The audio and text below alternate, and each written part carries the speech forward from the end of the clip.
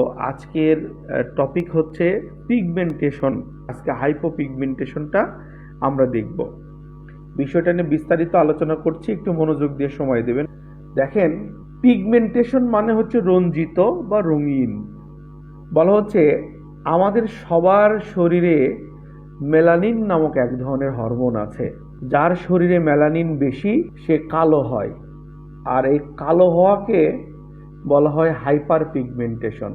আর যার শরীরে মেলানিন কম সে ফর্সা হয়, সেটাকে বলছি আমরা হাইপোপিগমেন্টেশন। তাহলে যে মানুষটা কালো তার শরীরে মেলানিন বেশি, মেলানিন নামক হরমোন শরীরে বেশি হওয়ার কারণে সে কালো, আর এই কন্ডিশনটাকে বলছি আমরা হাইপার পিগমেন্টেশন। আর যে মানুষটা ফর্সা তার শরীরে মেলানিন নামক হরমোনটা কম থাকায় তাকে ফর্সা দেখায়, আর এটাকে বলা হচ্ছে হাইপোপিগমেন্টেশন। মেলানিন কম এই জন্য হাইপোপিগমেন্টেশন, মেলানিন বেশি এই জন্য বলা হচ্ছে হাইপার পিগমেন্টেশন। আশা করি কন্ডিশনটা বুঝতে পেরেছেন।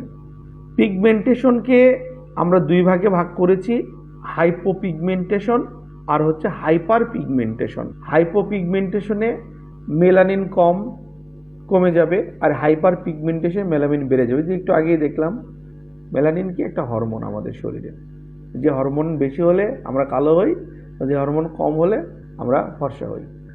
এক্সাম্পল দেখেন, ভিটিলিগো, শ্বেতি বা ধবল রোগ। আপনারা দেখেছেন কিনা জানি না, অনেক সময় কিছু কিছু মানুষ দেখবেন সাধারণ ফর্সা আলাদা জিনিস, কিন্তু কিছু মানুষ দেখবেন অতিরিক্ত সাদা, ধবধবে দুধের মতো সাদা, এটা কিন্তু ধবল রোগ বা শ্বেতি রোগ, একদম দুধের মতো সাদা। এগুলো হচ্ছে হাইপোপিগমেন্টেশনের এক্সাম্পল। আবার লিউকোডার্মা আরেকটা আছে, এটা হচ্ছে সাধারণত বাচ্চাদের হয়। দেখবি যে বাচ্চাদের অনেক সময় থুতনিতে বা গালে, ঠোঁটের আশেপাশে কোনো একটা জায়গা দুধের মতো সাদা, দ্যাট ইজ লিউকোডার্মা। আর ভিটিলিগো হচ্ছে ধবল রোগ। এটা বেশিরভাগ ক্ষেত্রে দেখা যাচ্ছে যে শরীরের বিরাট অংশ জুড়ে দেখা যায় ভিটিলিগো। কোনো কোনো মানুষ দেখবেন পুরো শরীর সাদা। আর লিউকোডার্মা কোনটা? শরীরের কোনো একটা নির্দিষ্ট জায়গা, থুতনি, গাল, ঠোঁট আশেপাশে কোথাও দুধের মতো সাদা হওয়া, সেটা হচ্ছে হাইপোপিগমেন্টেশনের এক্সাম্পল।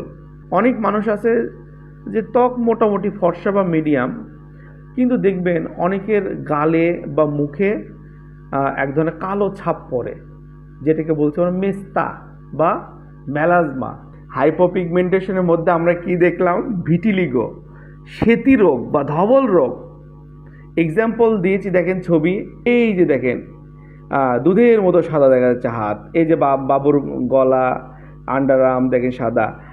এই যে যখন কোনো মানুষের পুরো শরীর বা শরীরের কোনো পোর্শন এরকম দুধের মতো সাদা পাবেন, দ্যাট ইজ ভিটিলিগো, ধবল রোগ বা শ্বেতি রোগ। উপদেশ কি? শরীরের কোথাও আঘাত লাগা যাবে না, কারণ যেখানে আঘাত লাগবে বা ঘষা খাবে সেখানেই ভিটিলিগো হওয়ার চান্স আছে, এমনিতেও হয়।